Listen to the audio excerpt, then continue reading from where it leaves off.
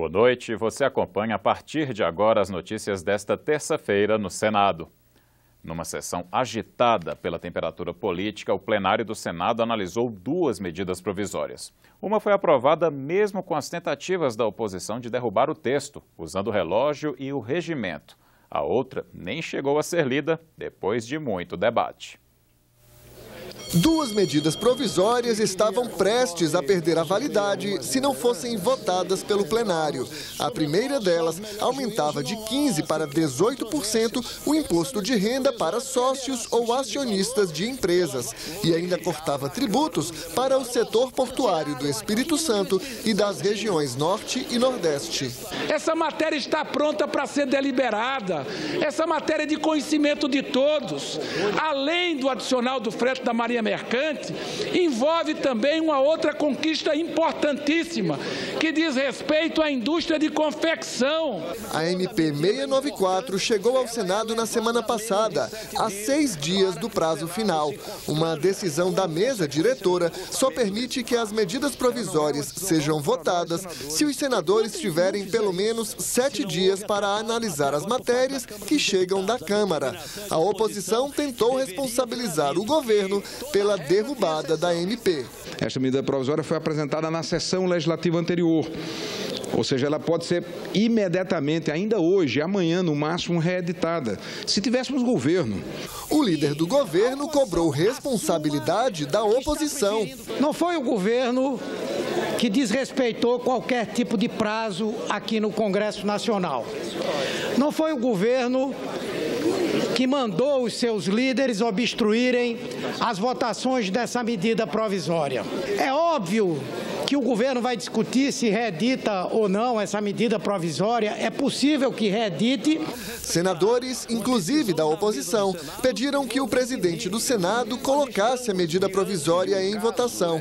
Mas, sem acordo entre todos os líderes, Renan Calheiros decidiu. Eu deixo de ler a medida provisória. Não há absolutamente nenhuma culpa da Presidente da República. O que há é uma reiterada prática da Câmara dos Deputados de, sobretudo com relação às medidas provisórias que são importantes, mandá-las com menos de 7 dias. E isso constrange o Senado Federal. A outra medida provisória que perderia a validade nesta terça-feira reduz tributos para as distribuidoras de energia durante as Olimpíadas deste ano. A isenção vale para as empresas que vão atuar no Rio de Janeiro e nas cidades que vão receber os jogos de futebol: São Paulo, Belo Horizonte, Salvador, Brasília e Manaus. O líder do Democratas aqui no Senado apresentou uma série de requerimentos para tentar adiar a votação. Se eu tenho 15 requerimentos, tá certo? Vossa Excelência deveria pelo menos me destinar 75 minutos para que eu pudesse fazer aí sim um debate sobre todos os requerimentos que eu tenho apresentado. Nós estamos assistindo aqui, senhor presidente, é uma gincana jurídica para da meia-noite e a medida provisória cair e prejudicar as Olimpíadas. A base aliada conseguiu derrubar os requerimentos da oposição e aprovar a medida provisória, faltando pouco mais de 3 horas para o prazo final. Foi cancelada a reunião do Congresso Nacional convocada para a noite desta terça-feira para analisar 16 vetos da Presidente da República. É que na Câmara a oposição anunciou que poderia obstruir as votações até que seja instalada a comissão que vai analisar o processo de impeachment de Dilma Rousseff. O cancelamento foi anunciado pelo presidente do Congresso, Renan Calheiros. Ele prometeu convocar nova sessão no prazo de até 15 dias. A oposição pediu vista do relatório da medida provisória 698. A MP destina recursos do FGTS para financiar habitações para famílias de baixa renda e precisa ser aprovada até o dia 31 de março ou perde a validade. A medida provisória altera o programa Minha Casa Minha Vida. O objetivo é permitir que casas e apartamentos construídos para famílias com renda de até R$ 1.600 mensais possam ser financiados com recursos do FGTS. A MP prevê que, em caso de inadimplência dos compradores, o FGTS não ficaria no prejuízo. O governo cobriria a diferença por meio do FAR, o Fundo de Arrendamento Residencial, que recebe recursos do Orçamento Geral da União. Até agora, essa faixa 1 do Minha Casa Minha Vida era coberta com recursos do orçamento. Aí o governo me parece que quebra e vai atrás do dinheiro do trabalhador para suprir esse vazio, essa lacuna que fica. Será que essa é a metodologia adequada? Os principais pontos da medida foram mantidos pelo relator, mas uma das mudanças prevê que pelo menos 10% dos recursos do FGTS aplicados no Minha Casa Minha Vida sejam destinados a cidades com menos de 50 mil habitantes. São quase 5 mil municípios no país, dos cerca de 5.700 que nós temos no país, cerca de 5 mil, tem população abaixo de 50 mil habitantes e, vejam bem, a maior parte do déficit habitacional se situa nesses municípios. A medida provisória foi editada em outubro de 2015 e, caso não seja aprovada, perde validade ainda este mês. A Comissão de Transparência aprovou hoje o pedido de informações ao ministro da Fazenda, Nelson Barbosa, sobre a administração das loterias feita pela Caixa Econômica Federal. Os senadores querem que seja enviada a relação dos vencedores de todas as loterias com prêmio maior que R$1 milhão nos últimos 8 anos e também os nomes dos ganhadores de mais de um sorteio durante o mesmo período. A solicitação ainda precisa ser analisada pelo plenário.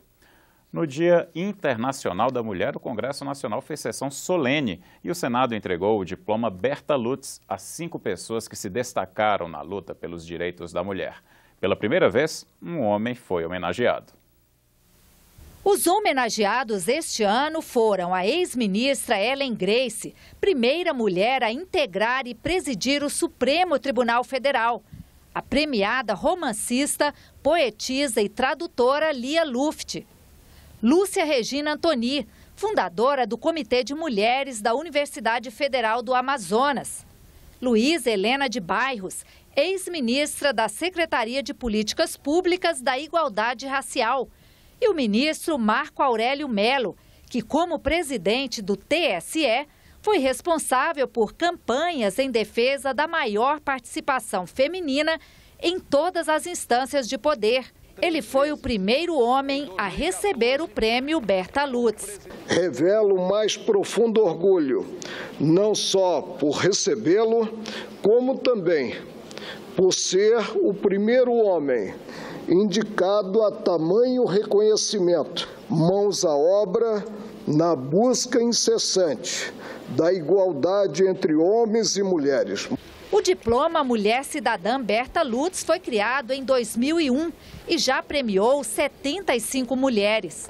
O prêmio é uma homenagem à bióloga Berta Maria Júlia Lutz, uma das pioneiras do movimento feminista no Brasil. Que esse diploma seja sim um ponto de chegada por este reconhecimento, mas acima de tudo um ponto de partida, porque a luta por esses direitos, pela igualdade contra a violência contra a mulher está longe, muito longe de terminar. Muitas vitórias já foram alcançadas, em contraste com a perversa discriminação de décadas atrás, em que a vocês, mulheres, não era dado sequer o direito ao voto e salários equiparados aos dos homens.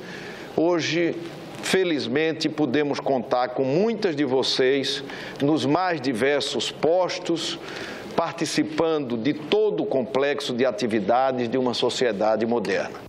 Você terá outras notícias a qualquer momento na nossa programação e também pela internet, na página da TV Senado e em nosso canal no YouTube.